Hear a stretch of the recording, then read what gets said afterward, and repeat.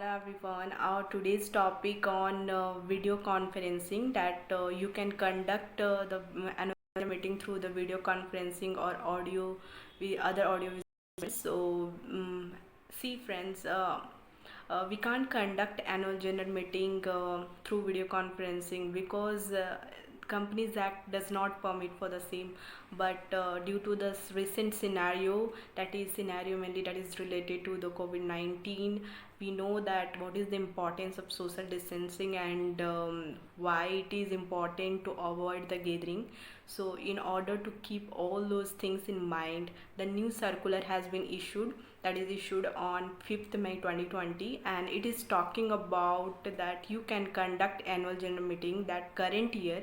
This circular is mainly for the current year 2020, that you can conduct your annual general meeting through the video conferencing means or through any other means, any other audiovisual means. So in this video I will let you know about those processes that you can utilize and what are the guidelines that is issued through this circular.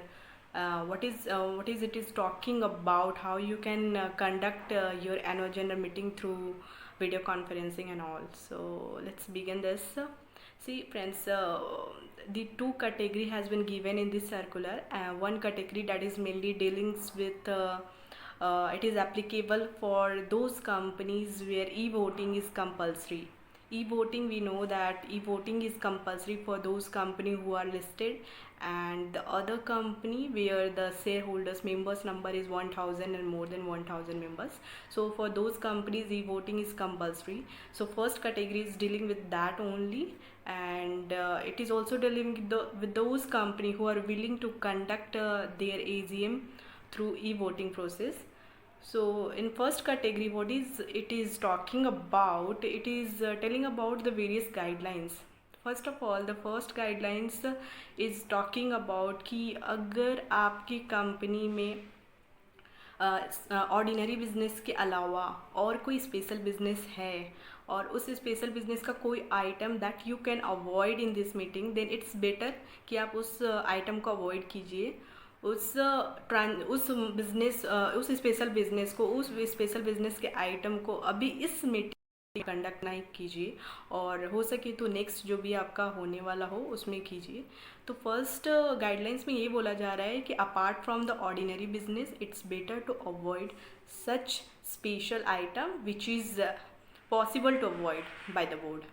And second चीज़ ये बोला जा रहा है कि सी as we all know that lots of sectors are also facing lots of problem nowadays. So पहले क्या था कि अपने नोटिसेस जो थे वो अपने पोस्टल बैलेट के थ्रू डिस्पैच कर देते थे, बट नाउ दो sector so affected and postal ballot के थ्रू अपने जो है ना बहुत सारे डिटेल्स को अभी सेंड नहीं कर सकते. तो इस गाइडलाइंस में ये भी बोला गया है कि आप जो हो, आप उस नोटिस को, उसके डॉक्यूमेंट्स को, जो भी डॉक्यूमेंट्स अपने सेंड करते हैं शेयर होल्डर्स को, that is auditors report, financial statements, board report, whatever the document we generally send at the time of the annual general meeting to the shareholders. So it's better to send via email to those shareholders.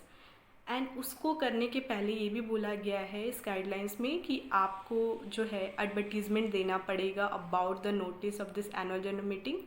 आपको advertisement देना पड़ेगा दो newspaper में. First vernacular language की newspaper में देना पड़ेगा, जो भी लोकल लैंग्वेज है आपके कंपनी की रजिस्टर्ड ऑफिस का जो भी है, and second is in English newspaper.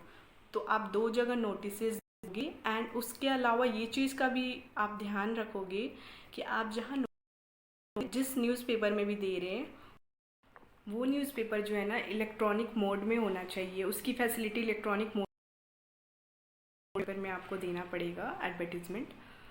And इस न्यूज़पेपर में एडवर्टीज़मेंट जो भी आप दोगे ना, उसमें कुछ क्राइटेरिया दिया हुआ है, कुछ डिटेल्स दिए हुए, वो आपको डेफिनेटली उसमें मेंशन करना ही पड़ेगा. What are those criteria friends? See, first of all you have to provide the details whether your company is conducting this AGM through video conferencing or else through other audio visual means. So you have to mention regarding that. आपको बताना पड़ेगा कि किसके through हो रहा है, दोनों में से कौन से मीन्स के थ्रू हो रहा है.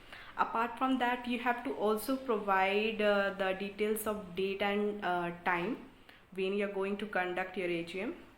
Apart from that, you have to also provide the details of this notice if you are having website. then आप ये भी बताओ कि आपकी वेबसाइट पे भी जो है ये नोटिस जो है अवेलेबल होगा, आप वहाँ से भी चेक कर सकते हैं. बट आपको ये भी उनको डिटेल्स बताना पड़ेगा, मैनर्स बताना पड़ेगा. सपोज दैट कुछ शेयर होल्डर्स जो है ना फिजिकल शेयर होल्ड कर रहे हैं एंड उनका email address is not registered with the company. तो in that case, you have to provide the manner in which they can cast their vote. You have to provide the details how they can cast their vote if their email ID is not registered with the company. And apart from that, if some shareholders, suppose that किसी shareholders का mail ID registered ही नहीं है company के पास, तो in that case you have to also provide the details or the manner in which they can register their mail ID with the company.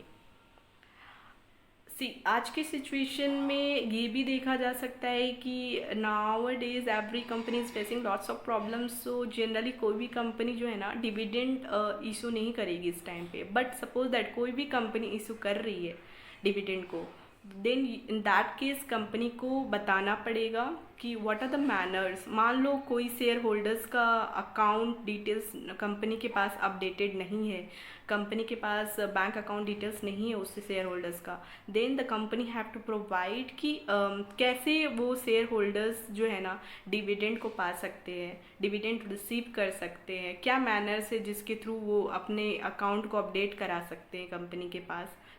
और suppose that अगर इस case में अगर किसी शेयर होल्डर्स का अकाउंट नंबर रजिस्टर्ड नहीं हो पाता है कंपनी के पास, then in that case company को ये बताना पड़ेगा कि if every situation will be fine, then thereafter company will send share warrant and share cheque, dividend warrant and dividend cheque through the courier and postal ballot, postal के through वो send करेंगे.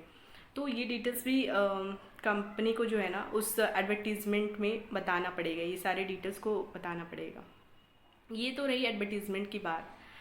Advertisement के अलावा suppose that और भी इसमें कुछ चीज़ों के बारे में बोला गया है. सपोज दैट कि कंपनी को परमिशन मिल गया है कि company can hold their AGM through like physical means like किसी रजिस्टर्ड ऑफिस पे या किसी ऐसे जगह पे कंपनी AGM कर रहा है जिसके लिए उसको परमिशन मिल गया है, फिजिकली वहाँ शेयर होल्डर्स प्रेजेंट हो सकते हैं. Then in that case also company को जो है ये वीडियो कॉन्फ्रेंसिंग की फैसिलिटी जो है प्रोवाइड करनी पड़ेगी शेयर होल्डर्स को, जो शेयर होल्डर्स उस मीटिंग में नहीं आ सकते उनके लिए.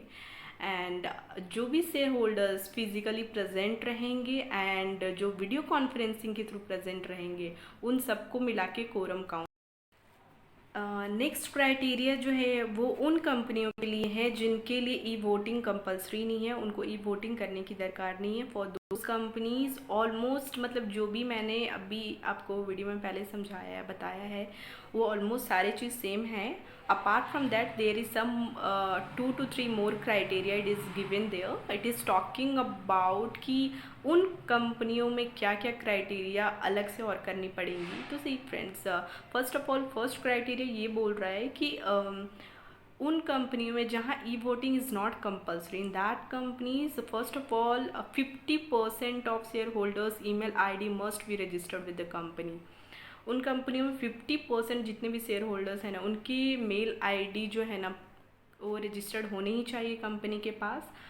50% का जो क्राइटेरिया दिया है वो तो एक सेपरेट क्राइटेरिया है. उसके अलावा जैसे 3 कंपनियों के बारे में सेग्रीगेशन करके बताया गया है कि फॉर निधि कंपनी, जो निधि कंपनी है उनमें एक और क्राइटेरिया क्या देखना है अपने को कि 50% वाला अपने क्राइटेरिया देखेंगे. उसके अलावा अपने को ये भी देखना है कि निधि कंपनी में जितने भी 50% के शेयर होल्डर्स जिनका मेल ID रजिस्टर्ड है कंपनी में वो जो है ना वो होल्ड करने चाहिए at least 1000 share capital in face value और 1% of the total paid up share capital which ever is less. ये दोनों क्राइटेरिया को उसमें देखेंगे.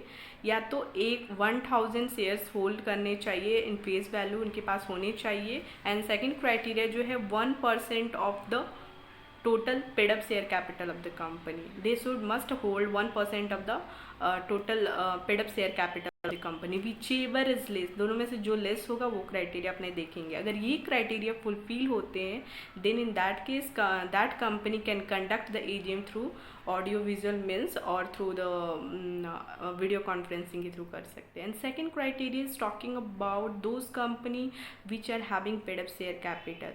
So for that company, first criteria, 50% of the mail ID must registered with the company. Apart from that, 75% of the voting right उनके पास होना चाहिए.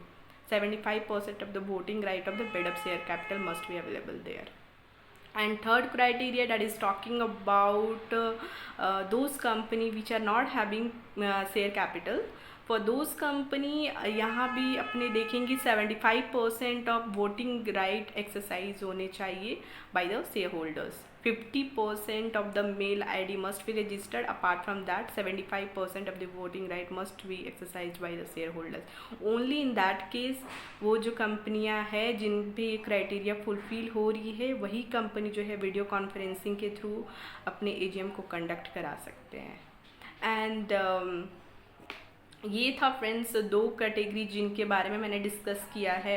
First उनके लिए जिनके लिए ई वोटिंग कंपलसरी था, and second was about those company where e voting was not compulsory, and you have to conduct according to these guidelines. So thank you so much. I hope you like this video, and if you then please like, share and subscribe my channel. Thank you.